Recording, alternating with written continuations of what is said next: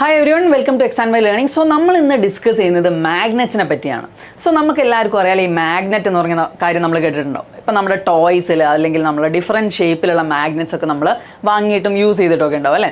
So എന്താണ് actually ഈ magnet, അല്ലെങ്കിൽ എന്തൊക്കെ പ്രോപ്പർട്ടീസ് ഇതിനുണ്ട്, അതുപോലെ എന്തൊക്കെ ടൈപ്പ് ഓഫ് മാഗ്നറ്റുകൾ ഉണ്ട് എന്നുള്ള കാര്യങ്ങളൊക്കെ നമുക്ക് ഡിസ്കസ് ചെയ്യാം. സോ നമുക്ക് മാഗ്നറ്റ് എന്താണെന്ന് നോക്കാം. സോ നമ്മളിവിടെ നോക്കിയാൽ നിങ്ങൾക്ക് കാണാം ഡിഫറെൻറ്റ് ഷേപ്പിലുള്ള മാഗ്നറ്റ്സ് അല്ലേ, അതായത് സർക്കുലർ അല്ലെങ്കിൽ റൗണ്ട് ഷേപ്പിൽ, സിലിണ്ടറിക്കൽ ഷേപ്പിലുള്ളത്, അല്ലെങ്കിൽ റിംഗ് ഷേപ്പിലുള്ളത്, ആൻഡ് നമ്മുടെ സ്ക്വയർ അല്ലെങ്കിൽ റെക്ടാങ്കുലർ ബ്ലോക്ക് ഷേപ്പിലുള്ള മാഗ്നറ്റ്സ് ഒക്കെ നമ്മൾ കണ്ടിട്ടുണ്ടാവും. സോ മാഗ്നറ്റ് എന്ന് പറഞ്ഞാൽ it is an object that produces A magnetic field.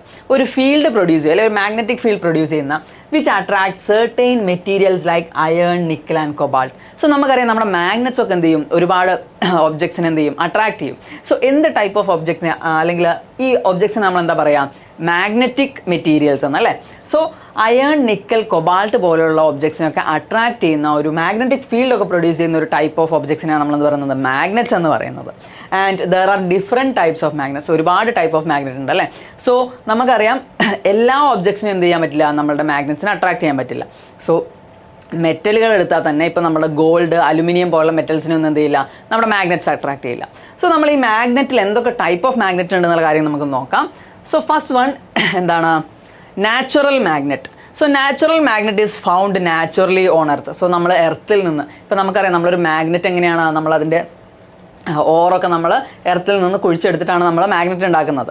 So നമുക്ക് റോ ഫോമിലായിട്ട് നമ്മുടെ നാച്ചുറൽ നിന്ന് കിട്ടുന്ന മാഗ്നറ്റിനെയാണ് നമ്മൾ എന്താ പറയുക, നാച്ചുറൽ മാഗ്നറ്റ്സ് എന്ന് പറയാം. അല്ലെങ്കിൽ it has a regular and irregular shapes. അതിനെന്തുണ്ടാവാം, റെഗുലർ ഷേപ്സിലും നമുക്ക് കിട്ടാം, അല്ലെങ്കിൽ മോസ്റ്റ്ലി നമുക്ക് എന്താ കിട്ടുക, ഒരു ഇറഗുലർ ഷേപ്പിലും അതുപോലെ different type of attractive property ഒക്കെ ഉള്ളതായിട്ടാണ് നമുക്ക് കിട്ടുക. അതിനൊരു എക്സാമ്പിളാണ് ലോഡ് സ്റ്റോൺ. നമ്മളിവിടെ ഇമേജിൽ കാണുന്നത് പോലെ ഈ ഒരു പീസ്, ഒരു റോക്കിൻ്റെ പീസ് പോലെ ഉണ്ടല്ലേ കണ്ടാൽ, ആക്ച്വലി ഇതൊരു മാഗ്നറ്റ് ആണ്. ആൻഡ് ഈ മാഗ്നറ്റിൽ എന്തുണ്ട്, കുറേ പിന്നെ എന്ത് ചെയ്തിട്ടുണ്ട്, അട്രാക്ട് ചെയ്ത് കിടക്കുന്നുണ്ട്.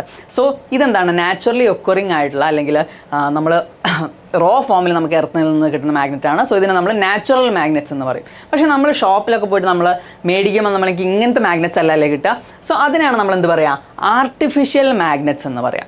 So artificial magnets are man made. നമ്മൾ എന്താണ്, റോ ഫോമിലുള്ള മാഗ്നറ്റ്സിനെ എടുത്തിട്ട് നമുക്ക് വേണ്ട ഡിസൈർഡ് ഫോമിലേക്ക് നമ്മൾ അതിനെ മാറ്റിയാലാണ് എന്തുണ്ടാവുക, നമ്മുടെ ആർട്ടിഫിഷ്യൽ മാഗ്നറ്റ്സ് ഉണ്ടാവുക. അതുപോലെ it can be formed in different regular shapes. നമുക്ക് ഡിഫറെൻറ്റ് നമ്മളെ നീഡ് അനുസരിച്ച് നമുക്ക് ഏത് ഷേപ്പിൽ എന്ത് ചെയ്യാം, അതിനെ ഫോം ചെയ്യാം.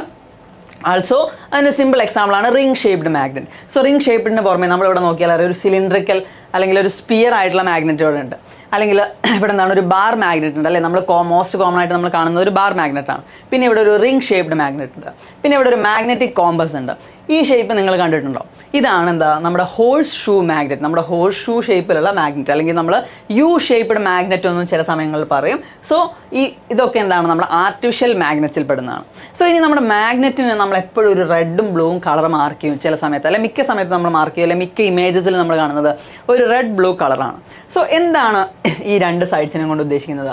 ഇതാണ് poles of the magnet. So നമ്മളിവിടെ ചിത്രത്തിൽ നോക്കിയാൽ നമുക്കറിയാം ഈ മാഗ്നറ്റിന് ഇവിടെ ഒരു എൻ എന്നും ഇവിടെ ഒരു എസ് എന്നും എഴുതിയിട്ടുണ്ട്. വിച്ച് മീൻസ് ഒരു മാഗ്നറ്റിന് രണ്ട് പോൾസ് ആണുള്ളത്. ഏതൊക്കെയാണ് ആ Paul's?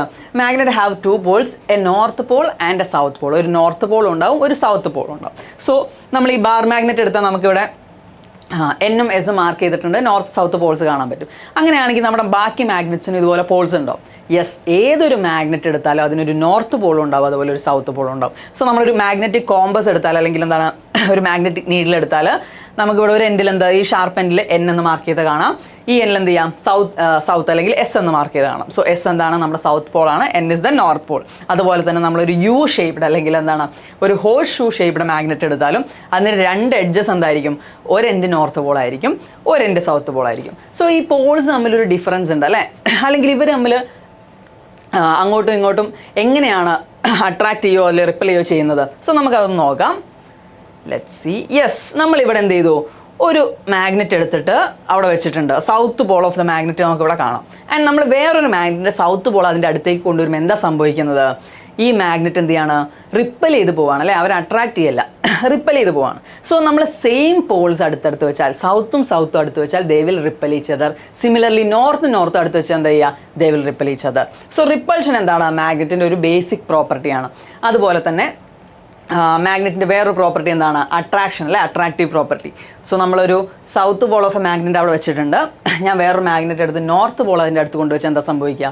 It will attract. So മാഗ്നറ്റിൻ്റെ ബേസിക് പ്രോപ്പർട്ടീസ് എന്തൊക്കെയാണ്? Attraction and repulsion. അതുപോലെ തന്നെ നമ്മുടെ മാഗ്നറ്റിക് നീഡിൽസിന് എന്ത് ചെയ്യാൻ പറ്റും? ഡയറക്റ്റീവ് പ്രോപ്പർട്ടിയും കൂടി ഉണ്ട്. എന്താണ്? അല്ലെങ്കിൽ ഏതൊരു മാഗ്നറ്റ് എടുത്തിട്ട് നമ്മൾ ഫ്രീലി സസ്പെൻഡ് ചെയ്താൽ അതൊരു ഡയറക്ഷൻ കാണിക്കും അല്ലേ? ഏതാണ്? നമ്മുടെ എർത്തിൻ്റെ നോർത്ത് ഡയറക്ഷൻ. സോ മാഗ്നറ്റ്സിന് എന്തൊക്കെ പ്രോപ്പർട്ടി നമുക്ക് പറയാൻ പറ്റും? അട്രാക്റ്റീവ് പ്രോപ്പർട്ടി ഉണ്ട്, റിപ്പൾസീവ് പ്രോപ്പർട്ടി ഉണ്ട്, അതുപോലെ ഡയറക്റ്റീവ് പ്രോപ്പർട്ടി ഉണ്ട്. സോ ഇതുപോലുള്ള കണ്ടൻസിന് വേണ്ടിയിട്ട് നമ്മളെ ചാനൽ സബ്സ്ക്രൈബ് ചെയ്യാം.